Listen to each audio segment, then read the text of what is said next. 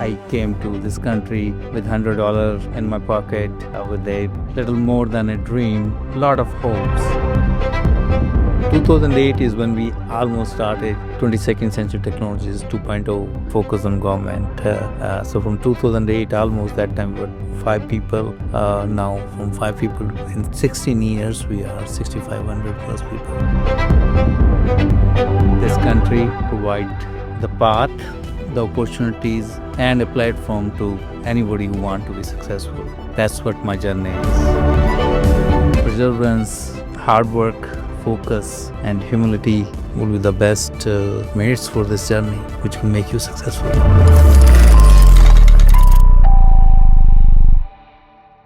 Hello, welcome to the inaugural episode of Journey to the C-Suite. I'm Krystle Kaul. Our guest today is Anil Sharma, a Washington, D.C.-based tech leader, angel investor, and philanthropist with a successful career in building and supporting multiple innovative companies. Anil is the CEO of 22nd Century Technologies, a $600 million IT systems integrator with over 6,500 employees, supporting digital transformation and critical infrastructure across all 50 states. As a first-generation Indian American, he's also invested in and mentored numerous startups, most recently committing $1 million through the Thai Global Accelerate program to support young entrepreneurs. A passionate community leader, Anil volunteers his time, funds scholarships and internships, and supports nonprofits such as Special Olympics, Missionaries of Charity, and Feed the Hungry. For his work, he's received numerous awards, including the EY Entrepreneur of the Year and the Distinguished Service Award. Thank you so much for coming and welcome to the show. Thank you. Can you walk us through your journey on becoming the CEO of 22nd Century? Thank you, Krystle, and glad to be here. My journey, it's not a conventional one. It's the one which reflects resilience, hard work, and dreaming big. As a first generation immigrant, I came to this country with $100 in my pocket, with a little more than a dream, lot of hopes. That's a true story of a American dream. That's what America is. This country provides the path, the opportunities, and a platform to anybody who want to be successful. That's what my journey is. Very soon, I learned coming here and learned that success is not where you start, but it's about how you handle the challenges, you get it, and keep moving forward. Anil, you were the first one from your family to go to college. How did that make you and your family feel? I came back from a very humble background. Back in India, one of 6 siblings. My dad was a blue collar worker, uh, taking care of all of us. I was the second from youngest. Seeing him working very hard, 2 jobs, on average 14 to 16 hours a day, and learned those attributes from him at that age. Always wanted to do something big. That's the dream. I saw my mom taking care of us, learned a lot from her, even at that stage, still taking care of not just us but others, to give back, spread the love. So that's what I learned from her.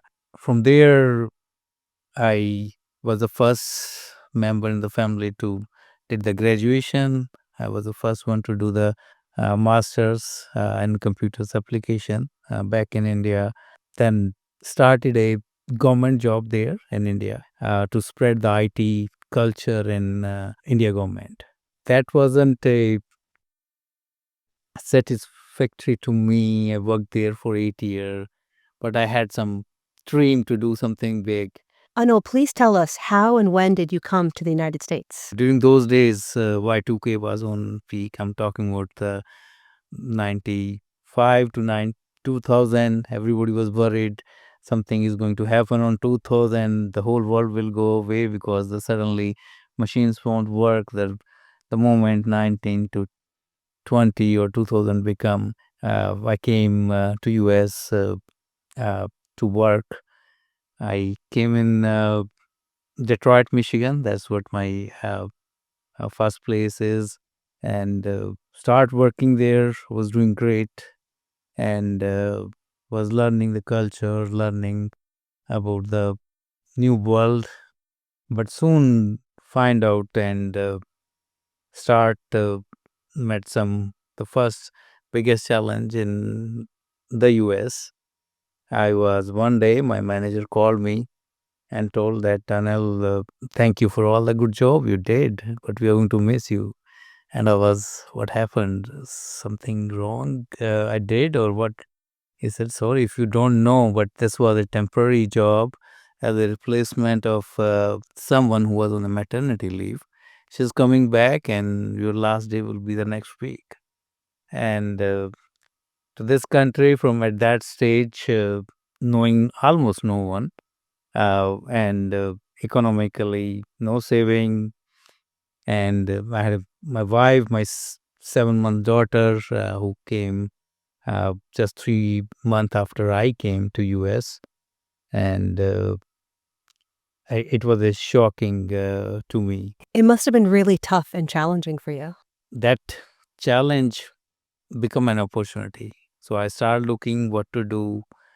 I From there I learned my employer told me that you may have to find your own job or your own consulting job, and that led me to learn how to find a business or a job in United States myself, and that become part of my future uh, business or entrepreneur. I learned how to do it, and while looking it, I had one of my senior, who's my current partner, also in 22nd century.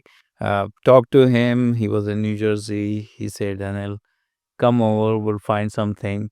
And I find my first opportunity to do a consulting job there, and started 22nd century technologies. My friend who was here already for 6 7 years, he started, and I become the part of that company. That's how the 22nd century was started. So I kind of turn a challenge, a obstacle to an opportunity, and started the 22nd century technologies. That's quite an incredible story. I can continue. So we did grew the company. We took the company. I was working, and customers loved what we were doing. They said we need more Anils replica. We need more people like you to help us. So we grew the company to almost 100 people in 3 years. And then a big thing happened. We all know 9/11 happened. Big tragic event. That time uh, I was in Stamford, Connecticut. I moved from Michigan to Stamford, Connecticut for doing this uh, consulting for 22nd century technologies. And 9/11 happened. We know that was a big tragedy for United States or for the whole world. And the whole market went down. And same as it impacted us as a 22nd century, we went almost 100 people to almost few people left in the company. And even myself consulting, my customer told me that they cannot have the consulting. Uh, the only option you have is to either join us as a employee. And that time with that market, I decided to take an opportunity being still an early stage in United States. And so I took a corporate job in 2001. So you took a break from your entrepreneurial journey to take a full-time job. And how was that transition? Worked there, learned a lot from that company, but somewhere the entrepreneurship bug was there. I wanted to get back to that.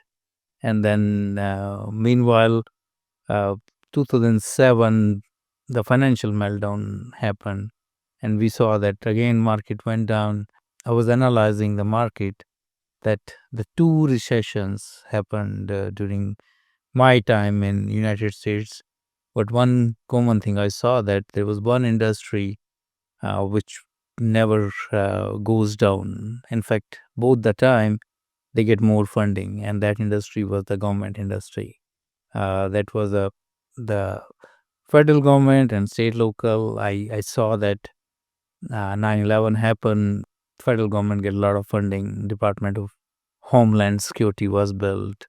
Uh, 2007 there were a lot of funding to fix the financial issues markets were trading. So I decided that that may be the right industry to be changed. So today's 22nd century technologies uh, is what we built in 2008. I decided to get into the government public sector. I moved to this area, Northern Virginia, Washington, D.C., to start the government practice, what we see today. What challenges did you face being an Indian American and getting into the government space? Were there certain challenges you faced, especially in this particular industry, and not maybe having some of the relationships in this field? Where we are today, it look easy, but I can say that those first few years were really, really challenging. We had no idea on the government business. I came here, built a small team of three people to get into it. Came here on Beltway. We learned, we heard from people how to do the business the way Beltway say that, okay, if you go after the big guys, big companies, and they will help you being small business to get into it. I'm a technocrat, as I mentioned. So started my career as a technology. So I know the technologies. I was working with the big companies here, all the big names. You say it. We just write proposals for them. We go take wine, dine to them so that they will give us some work. That was and writing the proposal. They put us in the team. They win the work. We join the win parties, and then I asked that, okay, where's the work? And the answer is we're looking at it. We're seeing where you can add value, and we'll get you there. So, which was a very disappointing first 18 months. So then I decided that it's not working in 18 months, almost no work, writing proposals for other, making others win. I decided to take a different path. I decided that going forward will only uh, start doing work for ourselves. We start writing proposal for ourselves. Meanwhile, we learned the business here. We took some vehicles, GSA Mass and 8A, which was a big program to help small businesses. So we start writing proposals ourselves, and that's the time from since then till today. We have not done anything as a sub to anybody. All our work is a prime work. What was one of the toughest decisions that you had to make as a CEO, and what did you learn from it? There's always CEO is a not a easy job. I would say the decisions need to be made on going basis, but some of those are always tough. Since was one of the toughest one, I will tell that after starting the public sector and later in the game, at that time we were still doing some of the commercial part. At one time, we need to make a decision to put all our focus on the government sector because the government sector was doing really good for us. This was going good. But at the same time, we started as a company focused on a commercial sector or Fortune 100. But that division of energies was impacting us. So we decided to divest all our commercial division and focus completely on the government, public sector. That was a tough decision because there were the teams who were with us from day one working on commercial, and for them, the government side was totally new. So it was a a difficult decision to move people who they are comfortable, they have been successful doing it, but move them to the other side or the government side. They were worried they may lose the job, and they were worried that they are senior most people, but now they may not be because they are going to a different division. So um, I treat my em- employees as a family. That's how we have grown. That's the culture. That's the values we have built this company upon. So having seeing them with that feeling was something which was making it more difficult. But all these decisions become easy by proper communication and empathy. So I explained them the rationale. I told them what we are doing it, how we are doing it, that nobody is losing a job. It's just a whatever they have done, and I show them I that they will be trained in this new world, and they will be given the right opportunity at the different levels, and that's how we made it happen. Some of those folks are still with us and on a senior roles, and but it help us that my leadership style has been evolved, grew, how to handle the people with the tough decisions, and how to make them successful. That example we give it to all the time to our leadership team, the new learning, how to learn the new thing, how to adapt the new thing. So there was a lot of learning from that decision. And how many employees do you have today? Currently, I'm proud. We have 6,500 men and women supporting mission critical programs on federal, DOD, and state and local. So, as mentioned, 2008 is when we almost started 22nd Century Technologies 2.0 focus on government. So from 2008, almost that time, we were 5 people. Now, from 5 people in 16 years, we are 6,500 plus people. Being named an EY entrepreneur is a significant achievement. What qualities do you think contributed most to this recognition? Thank you. Uh, being in Vibe is a incredible honor to get that award at regional level, and then I was a finalist for the national level. Went to there. That award is not just me. It's a result of a collective effort and collective teamwork of 6,500 men and women who are supporting our customers. It's a testament of teamwork, trust of our customers, and the innovation and focus we put on daily basis. There's no one single factor which made that happen. It's a combination of a vision, execution of that vision, and taking care of our customers and our people. It's a combination of all that, and I'm proud of my 6,500 plus team who take care of customers on day-to-day basis, who take care of their missions. That's our team see our customers' mission and their own mission. That's what made it happen. You're also an angel investor, and so I imagine you're constantly assessing risk. So, what do you look for in particular when you were about to invest in a startup? Definitely, startup is a always a combination of reward and risk. Right. Uh, uh, I'm passionate about helping youngsters, so that has been. It's not about financial number today. I want to look for the ideas which can help the real world problem, which can improve day to day life of peoples. I'm always looking for innovations. I'm looking for disruptive technologies, and those are the reasons most of my angel investments are in health tech and newer technologies, AI innovation. That's where I'm doing it. How do you balance the risks and rewards of angel investing? Can you tell a story in particular, an anecdote or something that was really memorable? It's a investment, angel investment, especially is always is definitely a risk there.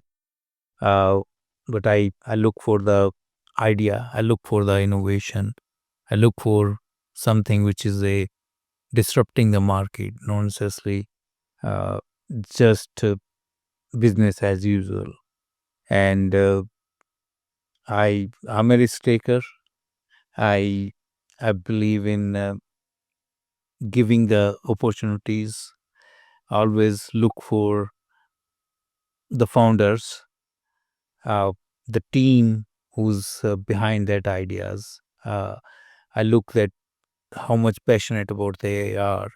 I look for hungry founders because I strongly believe that you can do what you want to do as long as you have that hunger, passion, hard work, and the support system. So, looking at those ideas, uh, I have been putting my investments in the angel investment. One recent one I will give you the example is in the health wellness plan. Uh, Health is slowly moving toward the wellness, and it's a new field. It's a combination of clinical and wellness where the market is going, combining that with the AI and using the wellness, which is a relatively very new. It includes some medical equipment and a AI combination, which uh, could be a total new thing, very risky things, because it has to go through the. Initially, it was the plan was to go through the FDA approval. I work with the founders as a angel investors, and we decided rather than waiting for long for FDA, we go in a wellness path which does not require a FDA approval, and that model is going in the right path, and I'm very hopeful that that startup will be very successful. What unique challenges do C suite leaders face in today's evolving business landscape, particularly in technology driven industry? Definitely, C-suites have a lot of different challenges these days with the technology's advancement, a lot of innovation, uh, and the way AI is uh, placing everything from your day-to-day business, your impact on your financials, how the business landscape is changing, how the customers are thinking with the both technology's advancement as well as political landscape because of those technology changes. So all that combinations these days, C-suites need to be more agile. They need to be making decisions much faster. Uh, they need to learn to make the decision as fast as technology is changing, because technology change is not just for internal for a company. It's a business, is our customers which are getting impacted. Staying ahead of that technologies, that's what our customer expect us to do. That's what our customer expect our C-suites to think. Their strategies, their vision has to be matching the speed of the technologies. So that is what the slowly the CXOs has to be stay ahead and become more agile. So, given the fact that you have a company that's 6,500 employees in size and you're sitting at the helm of it, how do you stay connected in day to day operations? How do you focus on the long term strategy, but also make sure that you're there to deal with any issues that are going on at the ground level with all of your staff? That's a always been a challenging, but I love it because I built this from scratch. I'm one of those who can't stay away from knowing what's happening in my company. I'm one of those people or C-suite people who wanted to know how my team is supporting my customer. I still stay in touch with my customers. Uh, I find the ways, either quarterly meeting with them or uh, doing some big uh, informal parties and meeting them and getting their feedbacks. But on day to day, to make sure that we are taking care of our customer, because that has been our focus always. I I have a strong leadership team which I built. I definitely trust them, but at the same time, I I'm the one who don't want to stay in the dark. So I have a my recurring meetings with my top leadership, where we have a very defined dashboards with the customer health, with the overall organization health, which they provide me. Those are very data driven dashboards, which I get uh, meet them on a weekly basis, just for each of them, just for 15 minutes, and they provide me the update. So I I do stay at the bottom of operations. I love to keep the pulse of how my team is supporting my customer, while my focus, my 70% time is always on the strategy, vision, keep looking the next steps.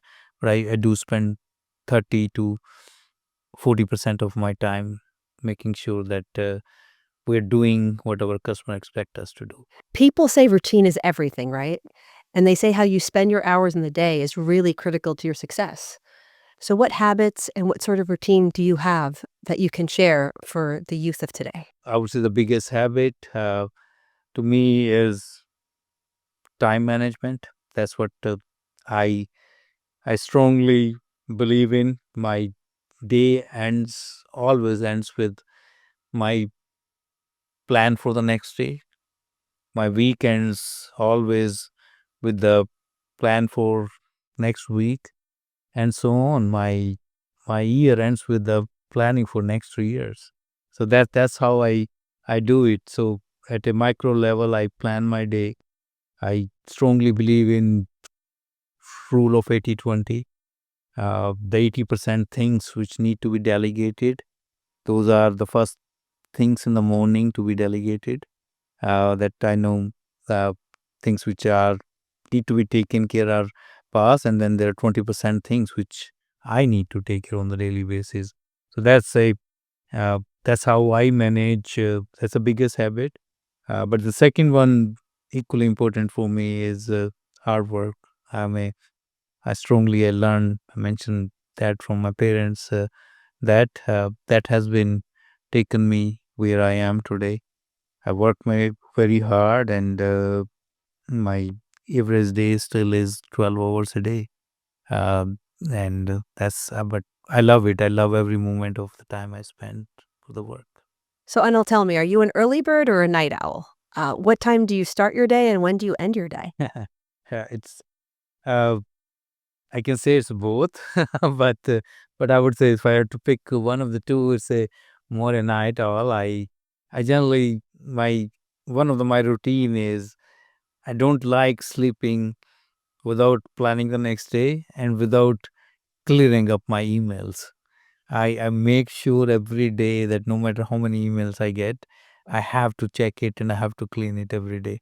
So that generally make my night very late, and my team generally see that those mails coming like 10 p.m. and onward, because I come out of the work, then always take time to spend with the family for those 3 4 4 hours every day, and then get back to the work to close the day.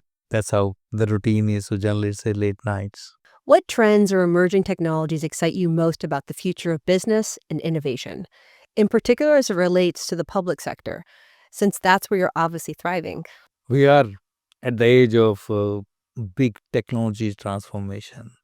AI ML is going to change the world in every field, not only technologies, not only public sector, health, you name anything. AI ML, although it's a technology thing, but it's going to change the whole world.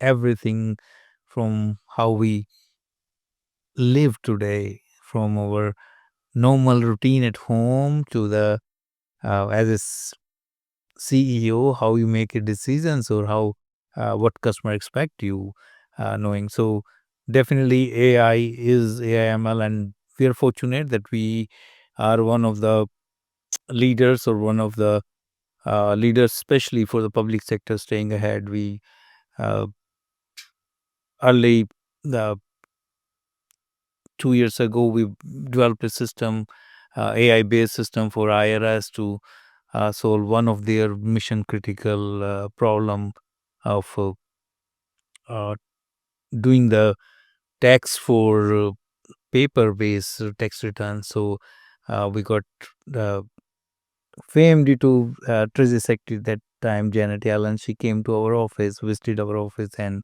announced paperless IRS. We built that solution for IRS. Similarly, there's many other AI solutions which we are building for different part of state, local, and federal governments. But AI definitely the top technology changes, and then the lot of focus on cyber. Our adversaries are continuously focused to disrupt, hurt our nation, and that focus on cyber is especially in the uh, business. We are supporting public sector, mission critical applications, mission critical infrastructure, both federal, state, and local, and many critical infrastructure. Cyber has been key, so we have been putting a lot of focus building solutions and services for our customers to defend our nations and our nation's mission critical programs. How do you see your role as a CEO evolving over the next decade? And then how do you see the role of CEOs in general evolving, especially as you rightfully said, in light of AI/ML and in light of how everything is changing in this day and age? Yeah, I mean, with all this, since CEO need to be more agile, they need to be looking with the same speed our customers are expecting us to change. Technologies, innovations, technologies in advancements are changing the way our customers do business today. And we as a service company have to adapt that agility. Uh, that's what expectation from CEOs today. What advice would you give to young entrepreneurs aspiring to reach the CEO level that you have? And especially to small business owners, myself included. I have a business called Crystal Clear Communications with a staff of approximately 12. I'm very inspired by your story, but as a young person who's starting to build my own business, what advice can you give? And what do you wish you knew when you were starting out? Let me start with what if if I were go back my clock, what would I have done little different? Of course, the one thing is continuous learning is a key as a small business or whatever. If I go back, I would say that uh, investing little in early stage on people and tools could have helped us speed up. Although from the industry perspective, people say we did really good in 16 years, taking from zero to 600 million. But I can tell that we could have done if we could have invested a little bit more on initial investment on hiring more people, we could have done even better.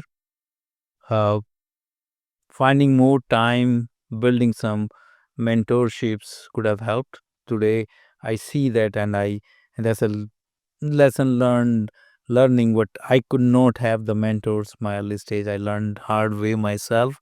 Today, I want to do take care of that. I give back. We do support a lot of mentor protege programs, formal as well as informals. We have built so far three proteges. Uh, Two of them are close to over $50 million in size. One is 25 million in size, and in fact, four.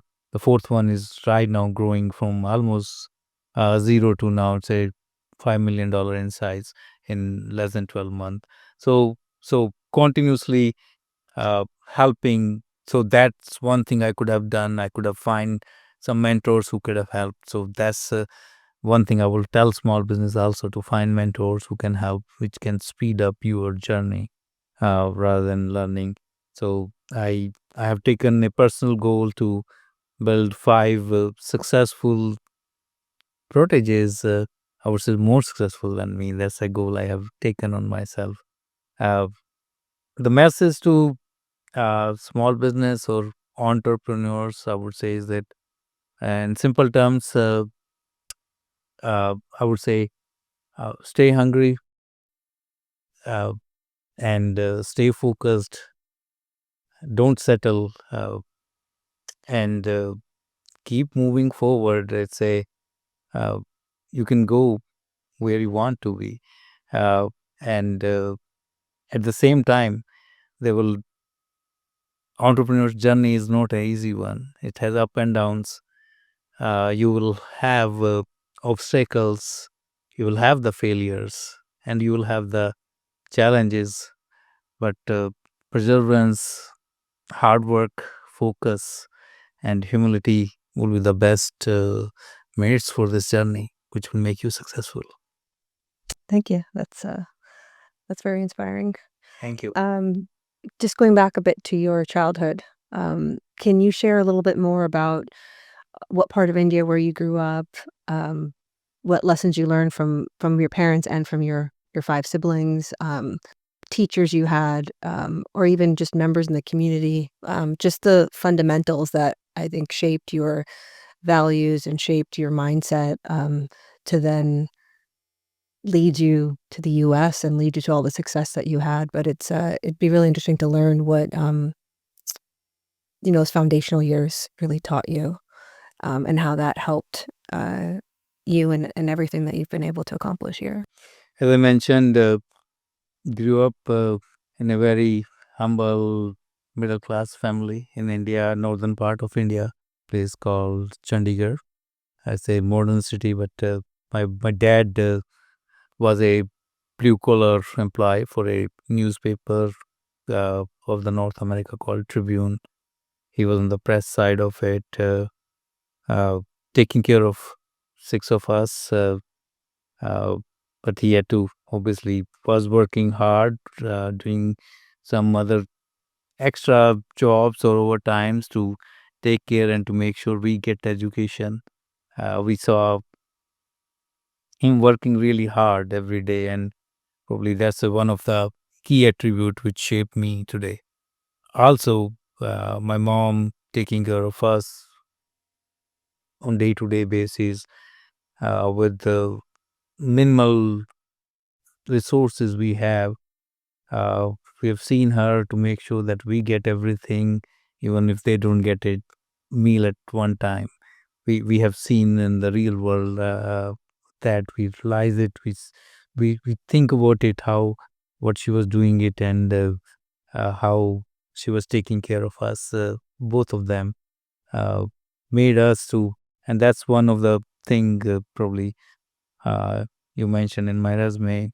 Give back. I learned that from her uh, and the, at that time with the minimal resources I used to see that still like we used to live in a community where there were workers who take care of the common gardens and all.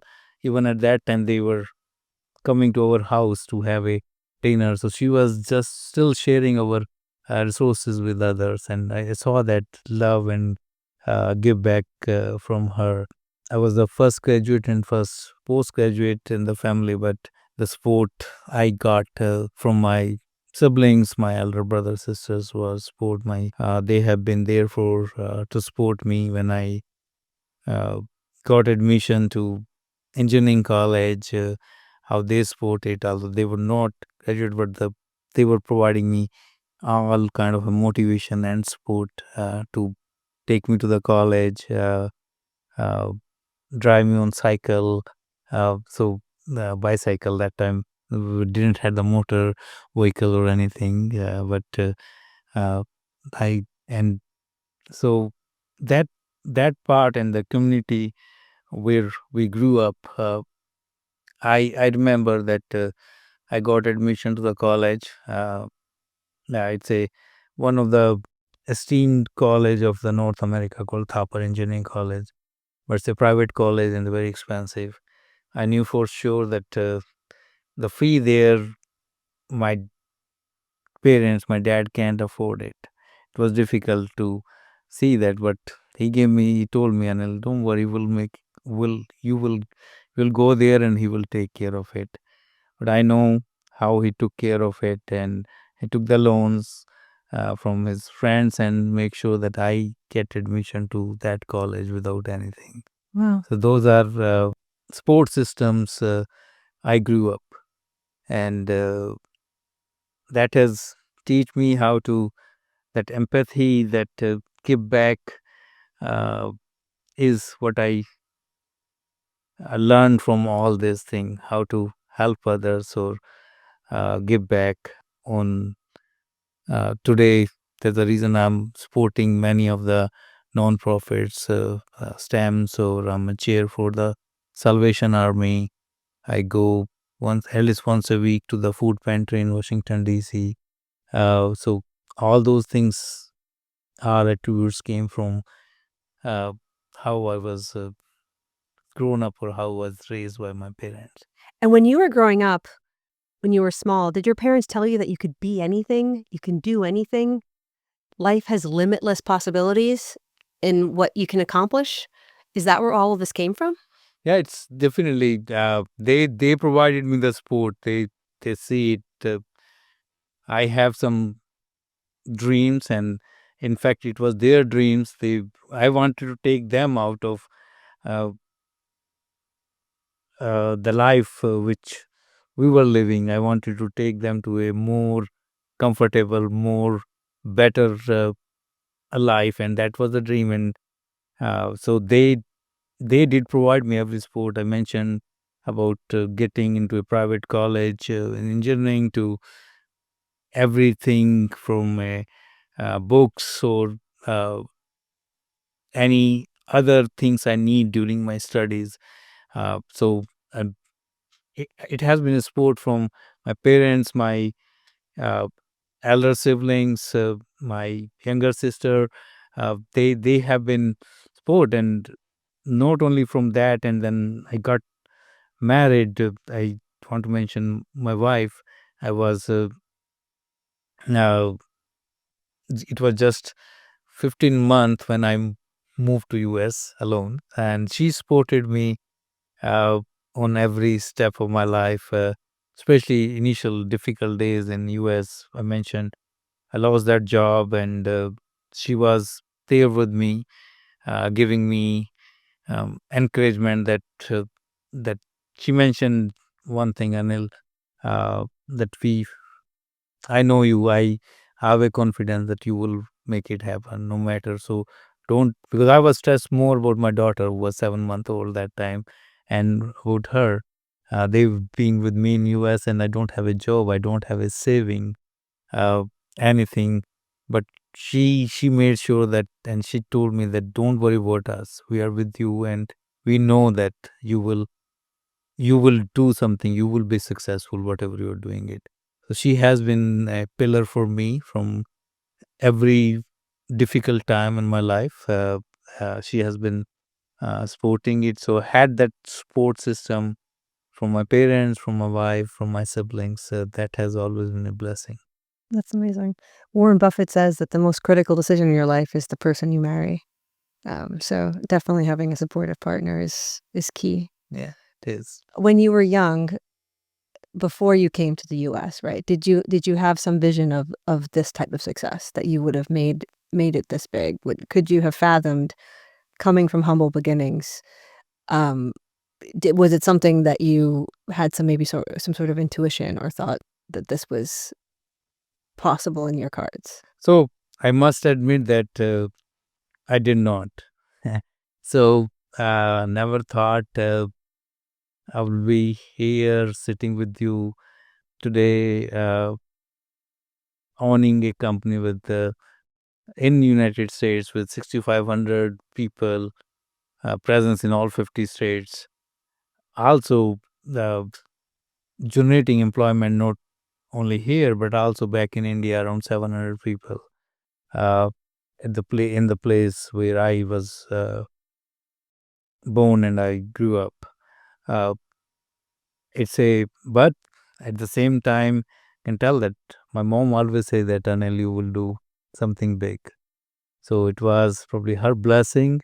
It was her dream I adopt, And later on, my wife keep telling that, and my wife's parent keep telling me that you will be, you're not there where you have to be. You will be going much further, and that's what I'm taking. And I'm hoping I put a now internal goal to take the company to $1 billion by 2027, and we are right there to take it. And another person to mention that I did mention, my college senior and my partner in the company. He's like elder brother. We have been partners since start. He has been a big support both in the business as well as in personal side to where we are today. We People always say partnerships are difficult, but I can tell that this partnership is a blessing. We have been grown up to here and stay together.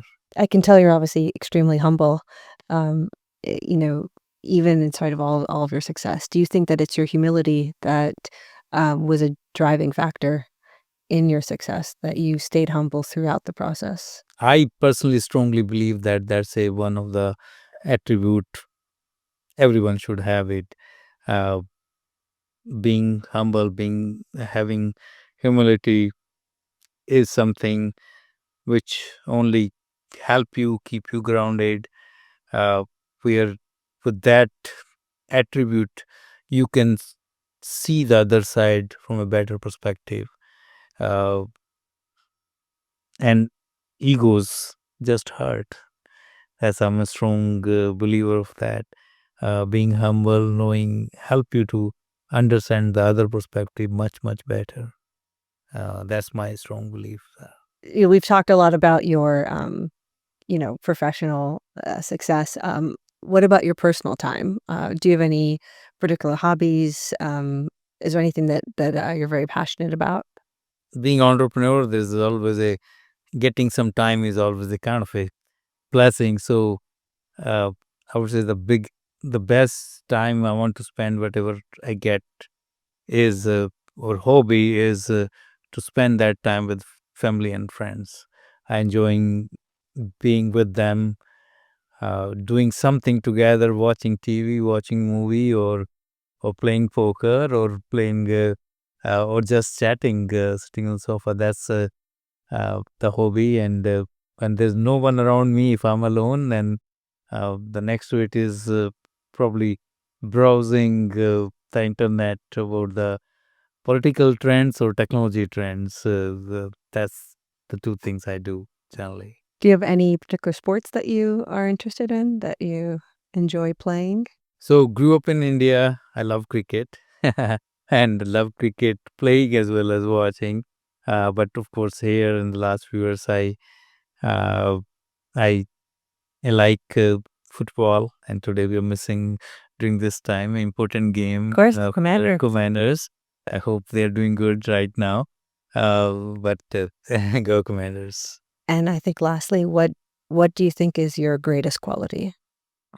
I'm blessed. I must say that uh, being humble, being grounded is the and working hard with the focus is some of the qualities I think I have. Thank you so much for being with us today. We really appreciate your time. Thank you for being our inaugural guest here on Journey to the C-Suite, and thank you for sharing your very powerful story. You are an inspiration for all young entrepreneurs. Thank you, Krystle.